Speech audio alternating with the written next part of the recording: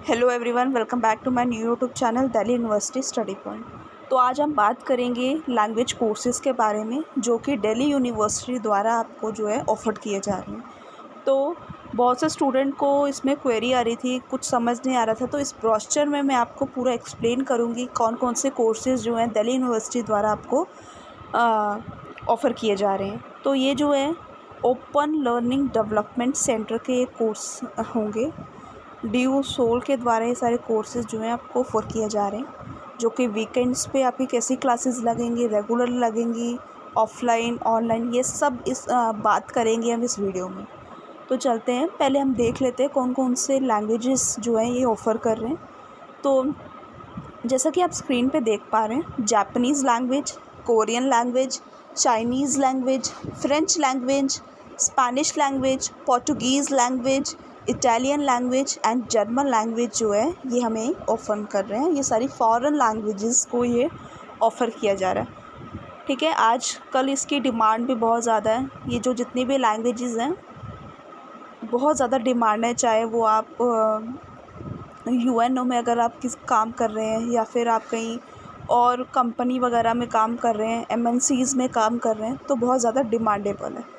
तो अब इस प्रोस्पेक्टर में जो जो होगा वो मैं आपको एक्सप्लेन करूँगी ताकि आपको कोई भी दिक्कत ना आए एडमिशन लेते वक्त। बात करते हैं हम आगे। तो देखिए कौन कौन से कोर्सेज़ ऑफर्ड, नाम तो मैंने आपको बता दिया कि ये लैंग्वेज ये बताना आपको बताएंगे, सिखाएंगे। कोर्सेज़ ऑफर्ड जो है certificate and diploma courses are offered of foreign languages. तो मोड ऑफ़ टीचिंग क्या रहने वाली है इसकी बात करते हैं अब हम। मोड ऑफ़ टीचिंग जो है ऑफ़लाइन मोड रहने वाला है, ऑनलाइन मोड नहीं रहेगा। क्लासेस जो होंगी वो यूनिवर्सिटी ऑफ दिल्ली में जो भी आपको अलॉट किया जाएगा वहाँ पे क्लासेस हुआ करेंगी। अब क्लासेस कैसे हुआ करेंगी उसकी बात कर लेते हैं। वीकेंड क्लासेस हुआ करेगी। जैसा कि आप सभी को पता है, स्कूल ऑफ ओपन लर्निंग में रेगुलर क्लासेस नहीं होती, वीकेंड्स पे क्लासेस होती हैं। ऐसे ही फॉरेन लैंग्वेज की जो क्लासेस होंगी वो भी वीकेंड सेक्शंस पे होंगी, जैसे कि सैटरडे और संडे।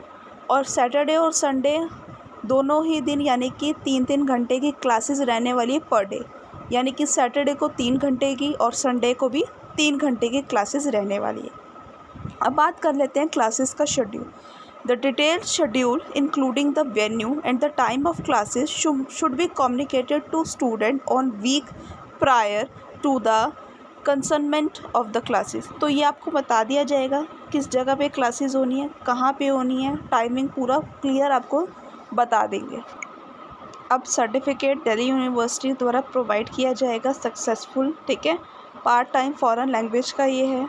तो दिल्ली यूनिवर्सिटी से कर रहे हैं तो दिल्ली यूनिवर्सिटी का ही सर्टिफिकेट ऊपर लिखा जाएगा। अब बात देख लेते हैं एलिजिबिलिटी क्राइटेरिया क्या रहने वाला है सर्टिफिकेट कोर्सेज के लिए। सर्टिफिकेट कोर्स के लिए eligibility criteria 12th pass is compulsory for from an recognised board with English और हिंदी एज सब्जेक्ट। आपका इंग्लिश और हिंदी सब्जेक्ट होना चाहिए।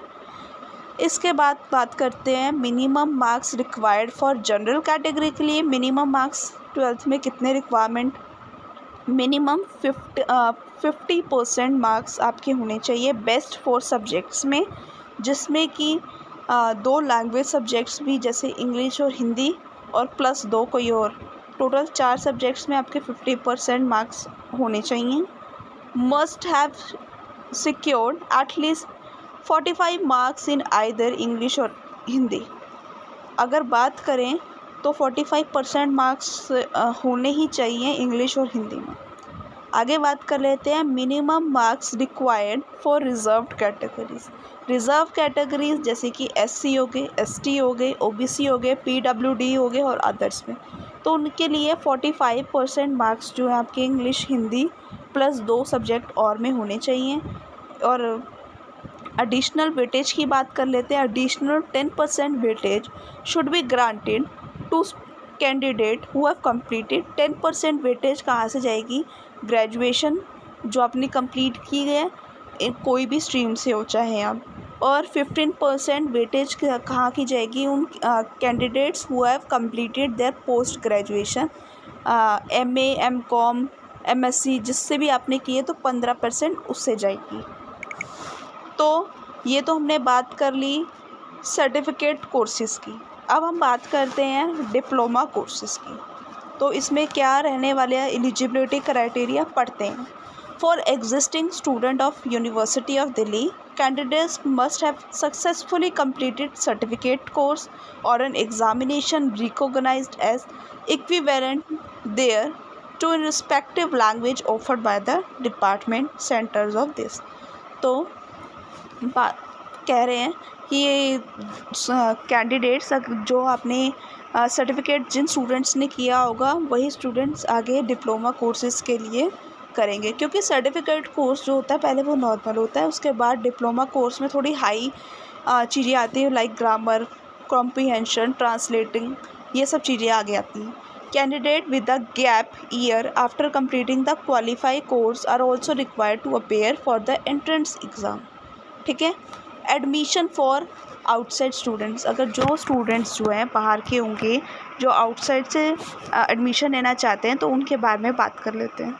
Candidate must have completed at least 150 teaching hour courses in the respective language from recognise institute. अगर जिन भी students जो बाहर से इसमें पार्टिसिपेट लेना चाहते हैं तो उन स्टूडेंट्स के लिए कम से कम उन्होंने 150 टीचिंग आवर्स जो है उस लैंग्वेज के बारे में पढ़े होने चाहिए। ठीक है। और उनके उसके बाद आपका एंट्रेंस एग्ज़ामिनेशन होना चाहिए, एंट्रेंस एग्ज़ाम जो है देना पड़ेगा। बात कर लेते हैं आगे। Admission should be granted only after qualify the entrance exam. Admission आपका तभी होगा जब तक आप एंट्रेंस एग्ज़ाम को क्लियर नहीं कर लेते। ठीक है। आगे बात करते हैं the entrance exam fees. Entrance exam की फ़ीस जो है आपको पहले ही भरनी पड़ेगी। 500 रुपीज़ आपकी एंट्रेंस एग्ज़ाम की फ़ीस है। completed the qualifying course from a recognized institute other than the University of Delhi and a gap year candidates के लिए है। अब बात कर लेते हैं एडमिशन प्रोसेस की। तो जितना भी आपका एडमिशन होगा should be conducted through online mode ही होगा सारा, ऑफलाइन कुछ भी आपको कहीं नहीं जाना, सारा चीज़ ऑनलाइन आपकी जो पर्टिकुलर वेबसाइट जो दे रखी है उसी से ही होगा। ठीक है। वेबसाइट यहाँ पे दे रखी है, वहीं से आपको स्टूडेंट्स को रजिस्ट्रेशन करना पड़ेगा। उसके बाद कोर्स सिलेक्शन करना पड़ेगा जो उनसा उनका डिज़ायर लैंग्वेज उनको पसंद है। उसके बाद आपको इंस्ट्रक्शंस जो है रीड कर लेनी है। ठीक है, केयरफुली। उसके बाद आपको अपलोडिंग करना है, डॉक्यूमेंट्स को अपलोड कर देना है। ठीक है। इन रिक्वायर फॉर्मेट एंड साइज़, जो भी साइज़ और जो भी फॉर्मेट में बोला गया होगा उसी के अकॉर्डिंग आपको उसमें अपलोड करना है। उसके बाद मोड ऑफ पेमेंट जो है आपका रजिस्ट्रेशन फ़ीस जो है आपको ऑनलाइन ही पे करनी है। आगे बात कर लेते हैं कौन कौन से डॉक्यूमेंट्स की रिक्वायरमेंट होगी आपको एडमिशन लेते वक्त। तो मैंडेटरी डॉक्यूमेंट्स क्या क्या हैं। पासपोर्ट साइज़ फ़ोटो होनी चाहिए आपके पास, स्कैन की हुई, बिलो 50 KB। सिग्नेचर किसी भी वाइट पेज पे करके उसे आप स्कैन कर सकते हैं, ये भी बिलो 50 KB। क्लास 10th की मार्कशीट होनी चाहिए आपके पास, क्लास 12th की मार्कशीट होनी चाहिए आपके पास। एडिशनल डॉक्यूमेंट में अगर अवेलेबल है आपके पास, अगर कोई ग्रेजुएशन स्टूडेंट इसे करना चाहते हैं तो ग्रेजुएशन की मार्कशीट लगा दें। पोस्ट ग्रेजुएशन कोई स्टूडेंट करना चाहता है तो वो उसकी मार्कशीट लगा दे। कैटेगरी सर्टिफिकेट लगा दे अगर आपके पास SC ST OBC PWD है। DO enrolment number proof, college ID card, previous language course document, अगर कुछ भी इसमें एडिशनल डॉक्यूमेंट है। बाकी मैंडेटरी डॉक्यूमेंट्स जो ऊपर 4 थे वो तो थे ही थे। अब मेन चीज़ पे बात कर लेते हैं कि क्या फ़ीस स्ट्रक्चर रहने वाला है सर्टिफिकेट कोर्सेज़ के लिए और क्या फ़ीस स्ट्रक्चर रहने वाला है डिप्लोमा कोर्सेज़ के लिए।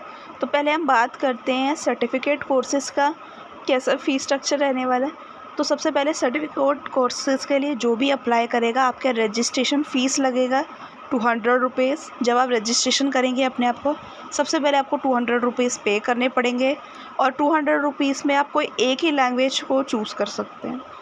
आगे बात कर लेते हैं कोर्स की फ़ीस कितने रहने वाली है। तो 10,000 रुपीज़ कोर्स की फ़ीस रहने वाली है। एग्ज़ाम की फ़ीस आपकी कितने रहने वाली है, 510 रुपीज़। और एनरोलमेंट फ़ीस उन स्टूडेंट्स के लिए जो नॉन DU स्टूडेंट्स हैं, तो उनके लिए अलग से 300 रुपीज़ लगेगी। अगर कोई DU स्टूडेंट एनरोलमेंट फ़ी उनको नहीं भरनी, ठीक है। आगे बात कर लेते हैं डिप्लोमा कोर्सेज़ के लिए फ़ीस कितनी रहने वाली हैं। रजिस्ट्रेशन फ़ीस आपकी रहने वाली है 200 रुपये फॉर 1 लैंग्वेज के लिए। ऐसा नहीं है कि आप एक ही रजिस्ट्रेशन में 2-3 लैंग्वेज ऐड अप कर लें, ऐसा नहीं होगा। कोई भी एक लैंग्वेज के लिए 200 रुपीज़ होने वाली है। अगर कोई दूसरी लैंग्वेज भी आपको साथ में, वैसे तो आप एक ही बारी में एक ही कर सकते हैं। कोर्स की फ़ीस रहने वाली है 15,000 रुपीज़। एग्ज़ामिनेशन फ़ीस आपकी 510 रुपये। एनरोलमेंट फ़ीस आपकी रहने वाली है उन स्टूडेंट्स के लिए जो कि दिल्ली यूनिवर्सिटी के स्टूडेंट्स नहीं हैं, उनके लिए उनको 300 रुपीज़ एक्स्ट्रा देने पड़ेंगे। इसके साथ साथ एंट्रेंस फ़ीस, एग्ज़ामिनेशन फ़ीस भी उनको पे करनी पड़ेगी, क्योंकि इसमें एंट्रेंस फ़ीस आपके एग्ज़ाम्स होंगे तो उसके भी आपको फ़ीस खुद ही पे करनी पड़ेगी। ये उन स्टूडेंट्स के लिए जो कि नॉन DU स्टूडेंट्स हैं। 500 रुपीज़ रहने वाली है। तो ये था फ़ीस स्ट्रक्चर। आगे बात कर लेते हैं। इन्होंने एक छोटा सा इम्पॉर्टेंट नोट भी दे रखा है, एक बार मैं उसको पढ़ के बताती हूँ क्या लिखा है उसमें। इसमें लिखा है कि स्टूडेंट में apply for multiple language using a single registration ID। अगर किसी स्टूडेंट को और भी लैंग्वेज में अप्लाई करना है तो वो सिंगल रजिस्ट्रेशन ID से कर सकता है, ठीक है। साथ ही यहाँ पे लिखा गया है कि रजिस्ट्रेशन फ़ीस जो है वो पर उसके लिए 200 रुपये रहने वाली है, ठीक है। आगे बात कर लेते हैं। ये भी लिखा है कि student shall be permitted to pursue only 1 language after final admission, कि स्टूडेंट को सिर्फ एक लैंग्वेज में ही परस्यू किया जाएगा आफ्टर फाइनल एडमिशन। आगे बात कर लेते हैं रिफ़ंड पॉलिसी की। तो फ़ीस जो है वो नॉन रिफ़ंडेबल है।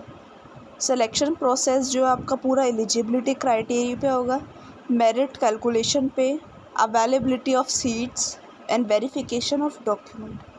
तो एडमिशन शैल रिमेन प्रोविजनल अनटिल, जब तक आपका ओरिजिनल डॉक्यूमेंट्स आप उसमें अपलोड नहीं करोगे तब तक आपका एडमिशन नहीं होगा। सक्सेसफुल फ़ी पेमेंट जब तक आप नहीं करोगे तब तक आपका एडमिशन नहीं होगा। अप्रूवल बाय द सेंटर जब तक नहीं होगा तब तक नहीं किया जाएगा। अटेंडेंस की बात कर लेते हैं। तो फिज़िकल अटेंडेंस जो होगी वो आप सभी की मैंडेटरी होगी, ठीक है। ऑफलाइन क्लासेस है इसलिए। तो जितनी भी इंफॉर्मेशन थी इस ब्रोशर में, प्रोस्पेक्टर में, वो सभी मैंने आपको एक्सप्लेन कर दी है। आप किसी भी स्टूडेंट को कोई भी क्वेरी, वैसे तो होनी नहीं चाहिए, अगर किसी को कोई भी हो तो वो कमेंट में मुझे बता सकता है, जो भी उसे प्रॉब्लम हो रही है, चाहे वो एडमिशन से रिलेटेड हो, चाहे उसे डॉक्यूमेंट अपलोड से रिलेटेड हो, चाहे कुछ भी हो, ठीक है। तो आज की मेरी वीडियो यहीं पे ख़त्म होती है। Thank you to all.